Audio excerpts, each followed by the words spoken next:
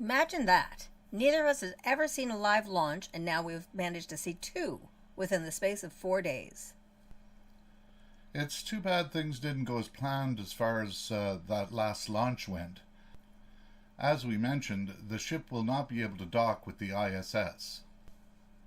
Indeed, but they were able to get the ship back to Earth without any further incidents, so that was good. True. As for us and our launch plans, we are launching ourselves inland to a resort called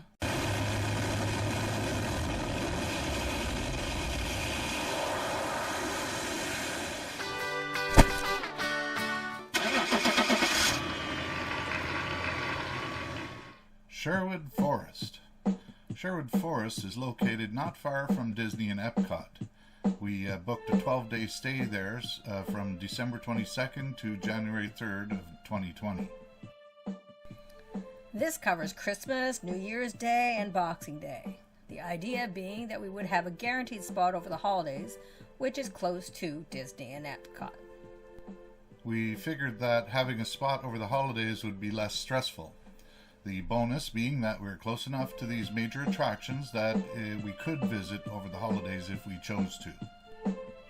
We figured we'd check for any last-minute holiday specials and decide later. We arrived in town a day early, so we scouted out the local Walmart for supplies and a possible one-night stay. We also decided we would drive over to get an idea where the site was. Turns out it's a huge park just off a major tourist highway. We did some food shopping and then parked nearby so we could tour around in the area and check out the tourist shops. We bought a few souvenirs for friends and family, then went back to the RV for supper.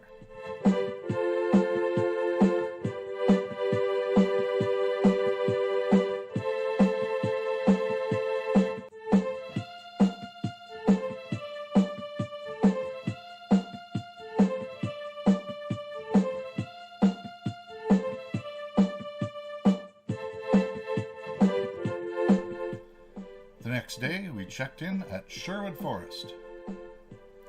The first site they gave us was a 50 amp service site, which we had not requested, so we had to go back to the office to get reassigned to a new spot. We ended up at the end spot on Maple Syrup Street, which was right across from a family who seemed like they were straight out of the Sopranos TV show. Interesting folks, to say the least. I believe they were from New Jersey or New York. We settled in, and you guessed it, we went for a nice long walk around the resort to get a feel for where everything was. After locating the shower area and the laundry facilities, Kathy decided she was going to do some laundry. On my way over there to keep her company, I decided to take the long way and have a look around. You'll never guess who I ran across. It turns out that a YouTuber I've been watching for many years was at this resort as well. I saw he was outside, so I went over to say hi and introduce myself. I told him I had been watching his channel for several years and was thrilled to meet him in person. I then asked if he could hold on for a moment while I went to get Kat, as I was sure she would be just as surprised to see him as well. He was cool with that idea, so I went over to the laundry room and to get Kat. I said, "You'll never guess who is just parked up the road about a block away." Who? I showed her a pic of Jax. That's the famous cat that Nomadic travels with, which I had taken while I was over talking to him. You're kidding. Nomadic Fanatic is here. Right now. Yep. Come on over. He said he'd wait till we got back to say hi. We walked over, and what do you know? It wasn't one of Ken's old age moments.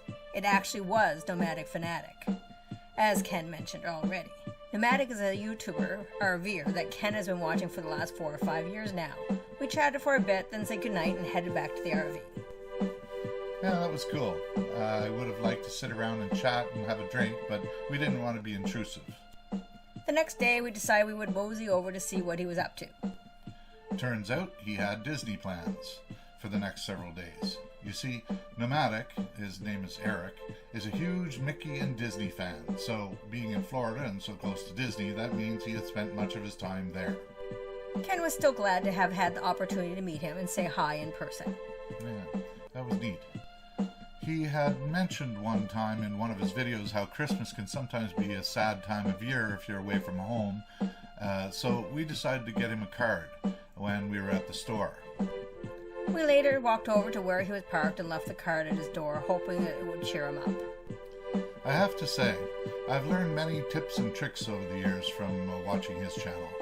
There is one thing, however, that I can say that I had done before I saw him do it. That was installing the security cameras on the RV. We had installed them on our house way back before we got the RV, so as soon as we got the RV, I put them on there as well.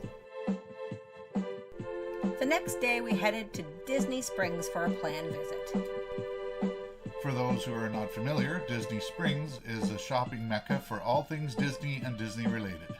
They offer a centralized free parking area with shuttle buses to and from all the various other Disney attractions and resorts.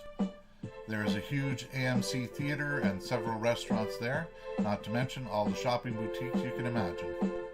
We walked around Disney Springs for a good part of the day, visiting the various stores, coffee shops, and bars.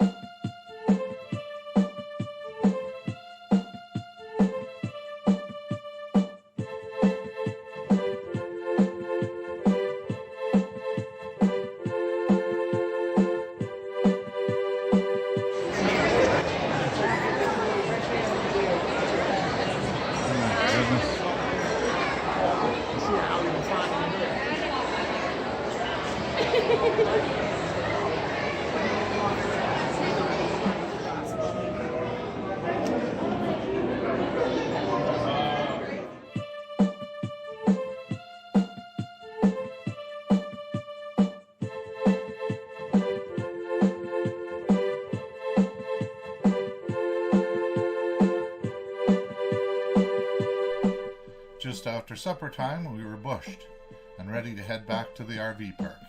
It was drizzling a little bit when we left the parking lot, and the sun was just setting. Indeed, and shortly after we got onto the highway was when our whole vacation almost took a serious turn for the worse. That's right. It was a close call indeed. And so be sure to come back to see how close it was. Ciao for now.